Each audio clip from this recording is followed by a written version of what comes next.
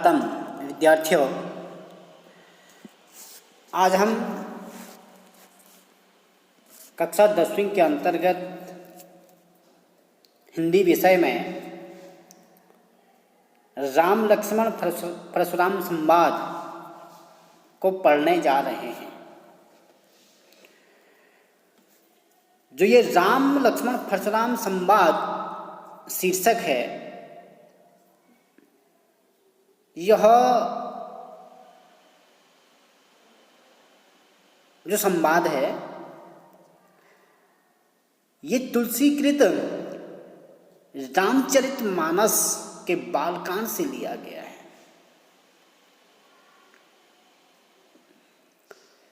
सर्वप्रथम हम गोस्वामी तुलसीदास के जीवन परिचय को देख लेते हैं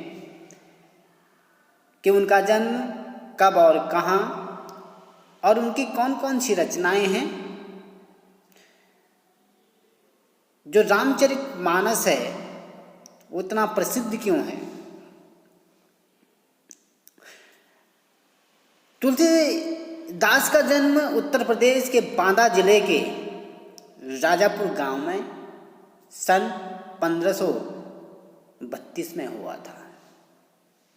कुछ विद्वान उनका जन्म सौरों यानी जिला एटा भी मानते हैं। तुलसी का बचपन बहुत संघर्षपूर्ण रहा। जीवन के प्रारंभिक वर्षों में उनकी माता और पिता दोनों का देहांत हो गया। कहा जाता है कि गुरु कृपा से उन्हें राम भक्ति का मार्ग मिला और उन्हें मानव मूल्यों के उपासक कवि माने जाते हैं। वो मानव मूल्यों के उपासक कवि हैं। भक्ति काल के अंतर्गत राम भक्ति शाखा के प्रतिनिधि कवि हैं। राम भक्ति परंपरा में तुलसी का जो स्थान है वह अतुलनीय है और रामचरितमानस जो उनकी रचना है ये भगवान राम के संपूर्ण जीवन की कथा इसमें निहित है। रामचरितमानस में 7 कांड हैं और यह अवधी भाषा में लिखी गई है। इस काव्य में यानी इस महाकाव्य में समन्वय की भावना निहित है। राम को एक मर्यादा और आदर्श पुरुष का प्रतीक यहाँ बताया गया है।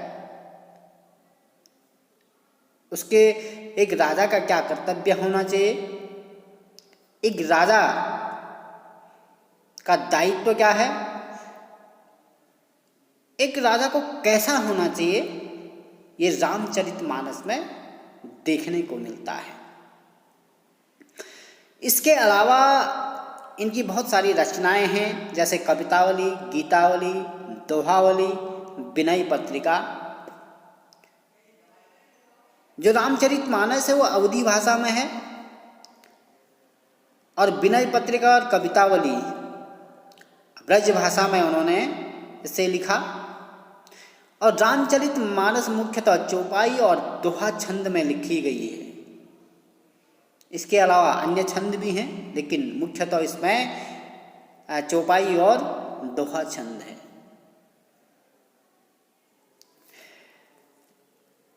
हम बात कर लेते हैं राम लक्ष्मण परशुराम संवाद। ये राम लक्ष्मण परशुराम संवाद में क्या होता है? मिथिला के जो राजा हैं जनक, राजा जनक की जो पुत्री है सीता, वह स्वयंवर योग्य हो गई है। अब सीता स्वयंवर के लिए भगवान परशुराम के द्वारा जो धनुष की सुरक्षा, धनुष सुरक्षा के लिए जो रखा गया है, राजा जनक के पास धनुष देखभाल के लिए उन्होंने उनके पास रखा है। वह धनुष अब जीर्ण शीर्ण अवस्था में है, बहुत पुराने हो चले हैं, और सीता स्वयंवर का वक्त भी नज़दीक है। तो सीता स्वयंवर के लिए वो एक शर्त रखते हैं, जो शिव धनुष है, उस शिव धनुष को जो तोड़ेगा, उस पर जो प्रत्यंचा चढ़ाएगा, उसी से सीता स्वयंवर होगी, सीता का विवाह उसी से होगा। देश विदेश के बहुत सारा राजा सीता स्वयंवर में पहुंच जाते हैं, और भगवान श्री राम एवं लक्ष्मण अपने गुरु विश्वामित्र के साथ वो भी उस सभा में पहुंचते हैं। तो आज हम राम लक्ष्मण परशुराम संवाद का अध्ययन कर रहे हैं। अब देखिएगा आगे, नाथ शंभुधन भंज निहारा, होय केउ एक दास तुम्हारा, आयेसु कहा कही किन मोही, सुन रिसाई बोल मुनि कोही, सेवक सो जो कर सेवकाई, अरि कर करी करी लड़ाई। सुनहु राम जहि शिव धनु तोरा, सहस भाव सम सो रूप मोरा, सो बिलगाओ बिहाई समाजा, न तो मारे जहीं सब राजा। सुनि मुनि वचन लखन मुस्काने, बोले परशुधरि यौ माने, बहु धनु ही तोरी लड़िकाई, कबहु न असिरिस किन्हि गोसाई, गेहि धनु पर ममता केहि हेतु, सुनि रिसाई कहे भृगुकुल केतु, रे नृप बालक काल बस बोलत तोय न संभार, धनु ही सम त्रिपुरारी धनु, विदित सकल संसार। सीता स्वयंवर में शिव धनुष भंग करने के उपरांत जब भगवान परशुराम को शिव धनुष भंग होने की सूचना प्राप्त होती है, तो तुरंत वह उस सभा में पहुंच जाते हैं। उस सभा में वो धनुष तोड़ने वालों के बारे में पूछते हैं कि भगवान शिव के इस धनुष को किसने तोड़ा, जल्दी उसका नाम बताओ। तब भगवान श्री राम अपने स्वभाव के अनुकूल बड़ी विनम्रता से वो कहते हैं, नाथ शंभु धनु भंजन हारा। यहां पर नाथ किसके लिए कहा गया है? परशुराम जी के लिए। परशुराम नाथ का अर्थ है स्वामी, शंभु धनु, शंभु और धनु, शंभु का अर्थ है भगवान शिव, धनु का अर्थ है धनुष, यानी भगवान शिव के धनुष को भंजनिहारा यानी तोड़ने वाला, भंजनिहारा का अर्थ है तोड़ने वाला, हो ही के एक दास तुम्हारा। भगवान हो ही का अर्थ यहाँ होगा, केव का अर्थ है कोई, एक सेवक, दास का अर्थ है सेवक तुम्हारा। भगवान शंकर के इस धनुष को तोड़ने वाला आपका कोई दास ही होगा। आयेसु कहा किन मोही, आदेश दीजिए, आज्ञा दीजिए, मुझसे क्यों नहीं कहते, क्या कहना है? उस धनुष तोड़ने वाले के लिए आपकी क्या आज्ञा है, बताइए, मुझसे कहिए। सुन रिसाई बोले मुनि को ही। भगवान श्री राम के इन वचनों को सुनकर परशुराम क्रोधित होकर कहने लगे। सुनी रिसाई बोले मुनि को ही। रिसाई का अर्थ है क्रोधित होना, और वो क्रोधित होकर कहने लगे, क्या कहने लगे? सेवकु सो जो करे सेवकाई। हे बालक, सेवक किसे कहते हैं? सेवक उसे कहा जाता है जो सेवा का कार्य करते हैं। अरे करी करनी करी करी लड़ाई। अरे करनी का अर्थ यहां पर शत्रुतापूर्ण कार्य से है।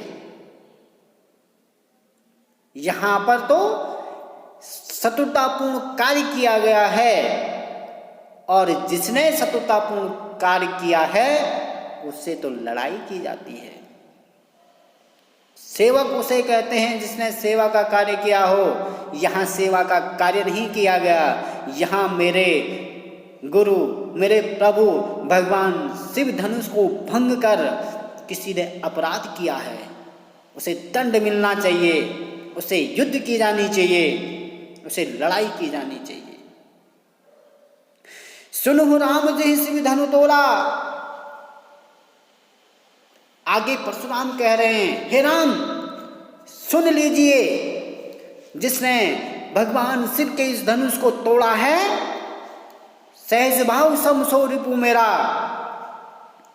वह सहज भाव के सम का अर्थ समान,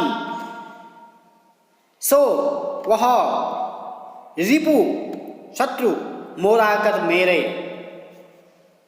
हे राम, जिसने भगवान शिव के इस धनुष को तोड़ा है वह सहज भाव के समान मेरा शत्रु है।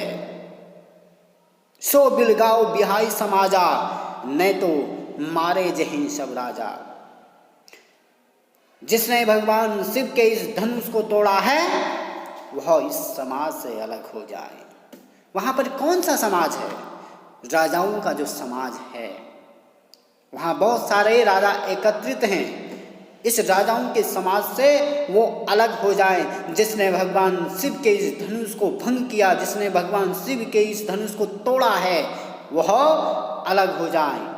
और यदि वो अलग नहीं होता तो यहाँ पर जितने भी राजा हैं सब राजा मारे जाएंगे, नहीं तो सारे राजा मारे जाएंगे।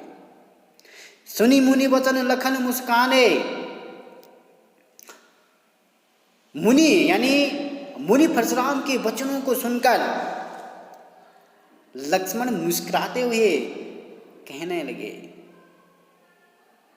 बोले परशुधरी माने, यानी परशु को धारण करने वाले परशुराम जी का अपमान करते हुए कहने लगे, बहु धनी तोरी लड़िकाई।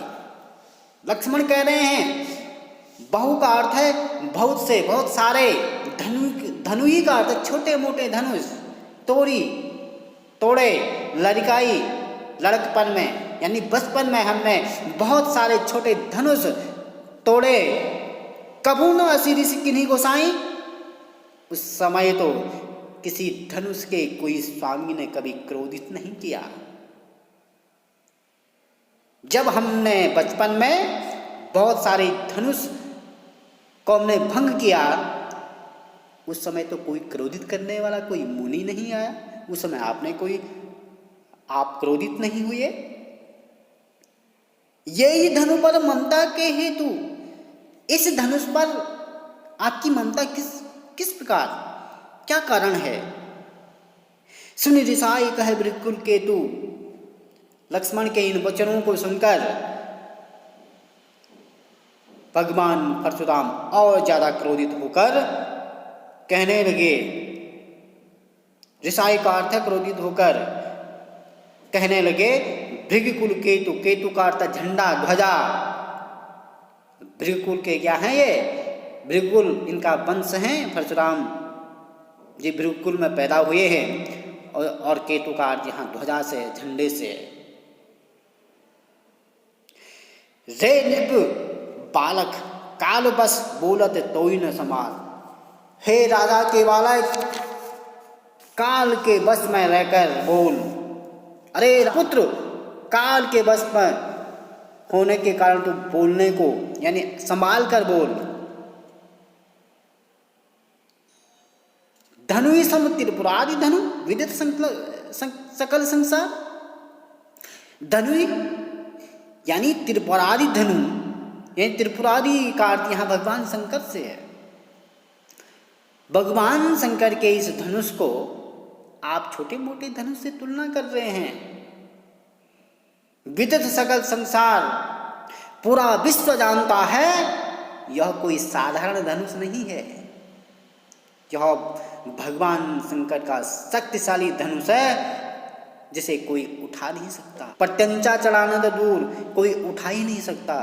प्रत्यंता जो बाद में चढ़ाएंगे जब उसे उठा पाएंगे।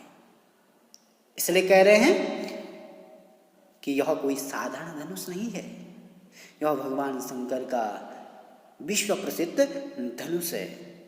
इसलिए कह रहे हैं थोड़ा शालीनता से थोड़ा ज्ञान बढ़ाकर और साधु से जिस प्रकार से बात की जानी चाहिए वैसे बात करो।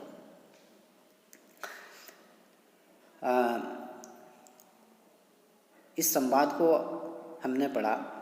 इस संवाद में पहले हम कह चुके हैं कि ये अवधी भाषा में लिखी गई है और चौपाई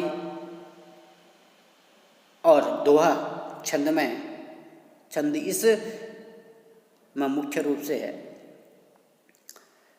शब्द चयन सार्थक एवं भावानुकूल है और बहुत जगहों पर रूपक अलंकार जैसे सहज भाव समसो रिपु मेरा, इसमें उपमा अलंकार है।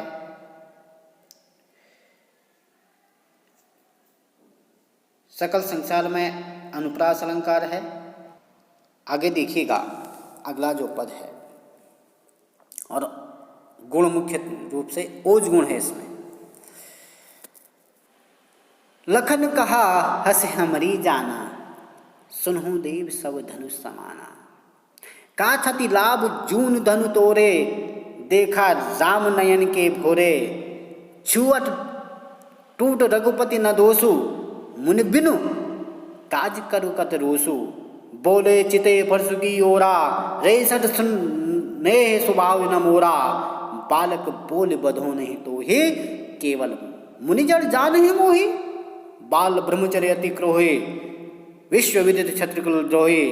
भुजबल भूमि भूप किन कीनी, विपुल वार महिन देव है दीनी। सहज भाव भुज छेदन निहारा, परस बिलोक महेब कुमारा। मात पितु जन सोच बस, करी महिष किशोर। गर्भन के गर्भग तलन परसु, मोर अति घोर। जब परशुराम कहते हैं कि ये कोई साधारण धनुष नहीं है, ये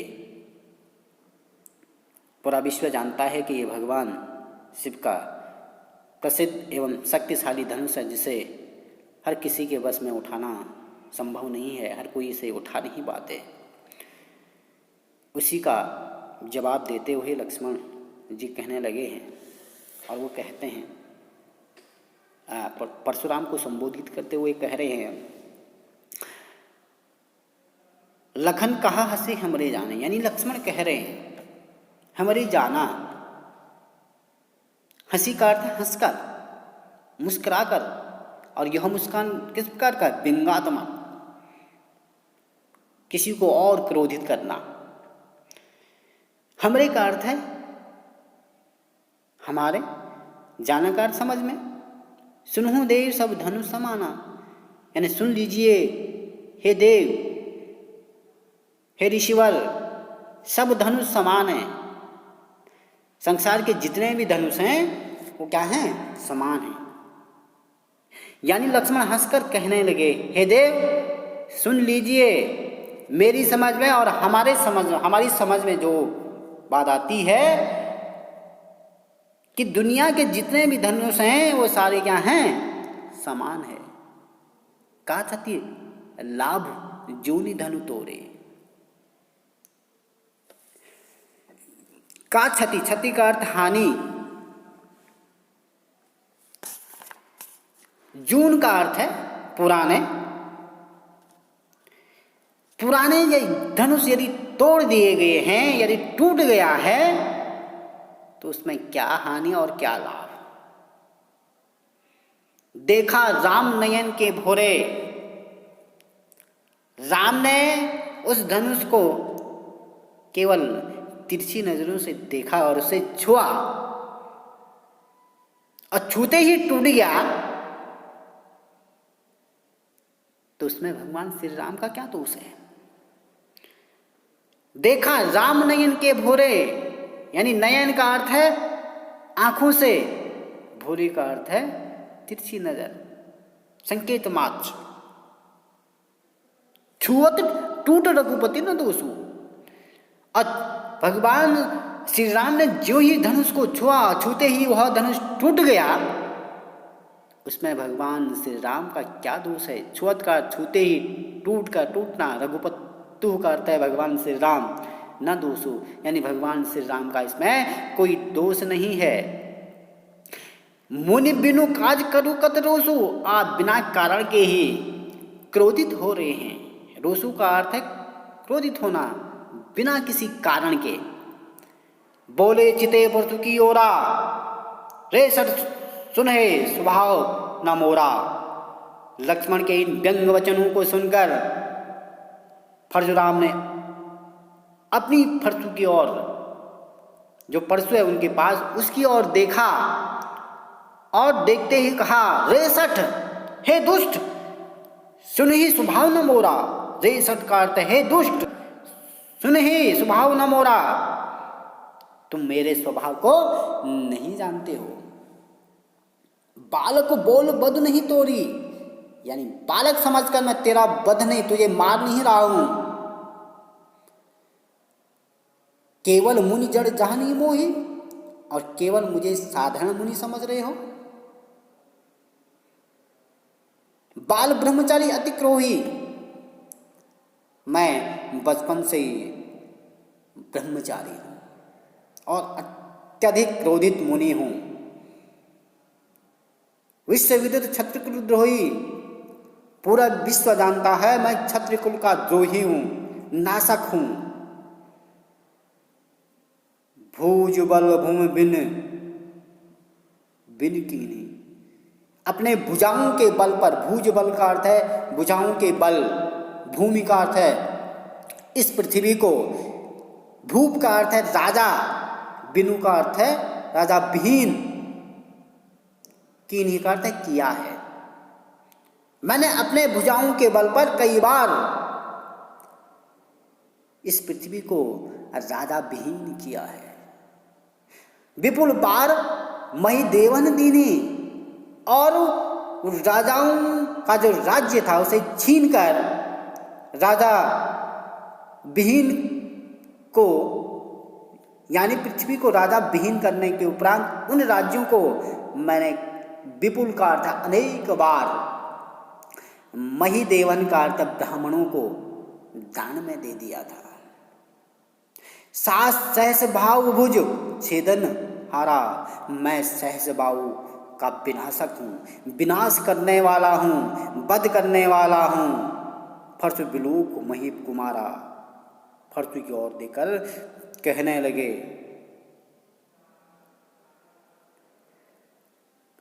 बिलोक महीप कुमारा, इस परशु को देखो, यह कोई साधारण परशु नहीं है। हे राजा, महीप कुमार का अर्थ है हे राजा के पुत्र। मातु पितु जन सोच बस करिष्ठ महिष किशोर, अपने माता पिता को सोचकर मुझसे बातें कर, अर्थात यानी सोच विचार करके बातें कर। तो मुझे मजबूर मत कर तेरी हत्या करने के लिए। मेरा जो ये फरसा है, गर्भन के अरबग दलन फरसु मोत अति घोर, मेरा ये जो फरसा है यह क्या है, इतना कठोर है एवं इतना भयानक है कि यह गर्भों के बच्चों का भी क्या कर देते, जो गर्भ में पल रहे जो बच्चे हैं उनका भी नाश कर देते हैं, उनका विनाश कर देते हैं। इसलिए हे राजा के पुत्र, मुझसे सोच समझ कर बात कर। तो आज हम ये 2 संवाद को पढ़ेंगे और ये लगभग समाप्त हो गया है। इसमें भी चौपाई एवं दोहा छंद है, भाषा अवधि है और लक्ष्मण की वीरता और परशुराम की जो क्रूरता है उसकी अभिव्यक्ति यहाँ हुई है। वीर तथा रौद्र रस का सुंदर परिपाक है और बहुत सारे जगह अनुप्रास अलंकार है और ओज गुण की इसमें प्रधानता है और शब्द योजना भावानुकूल है। यहाँ जो सहज भाव है वो कई बार इस संवाद में उसका जिक्र किया गया है। आपको जानकारी दे दूं कि सहज भाव यहाँ क्यों आया है, क्यों उनका जिक्र किया गया है। इसके पीछे कई कहानियां हैं। एक कहानी ये है कि राजा परशुराम के जो पिता हैं ऋषि जमदग्नि, उनके आश्रम में एक कामधेनु नाम का एक सुंदर गाय था। कामधेनु वो गाय है जिसे कुछ भी मांगे अपनी इच्छा अनुसार उसे सब कुछ प्राप्त हो जाता है। जब सहज भाव के उसके गुण के बारे में पता चला तो उन्होंने उसे मांगना चाहा उस ऋषि से, यानी परशुराम के पिता जमदग्नि से। और परशुराम के पिता जमदग्नि ने मना कर दिया।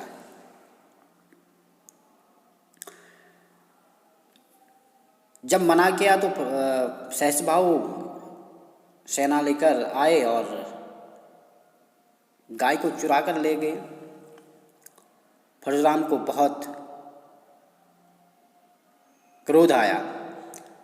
क्रोध आने के बाद उन्हें सहज भाव का वध कर दिया।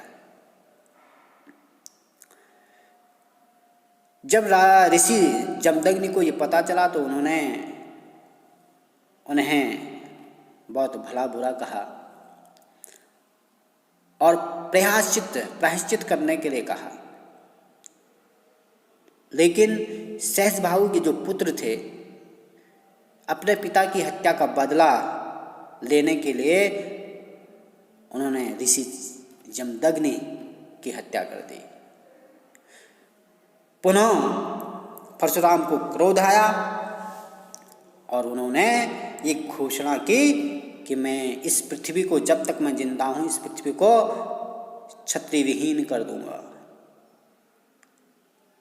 इसलिए इसमें सहज भाव का कई बार जिक्र किया गया है। तो आशा है आप कुछ समझ पाए होंगे। घर में आप अध्ययन करें। इस पाठ से संबंधित यदि कोई समस्या, कोई जिज्ञासा, कोई प्रश्न है तो अवश्य प्रतिक्रिया दें, अवश्य बताएं। धन्यवाद।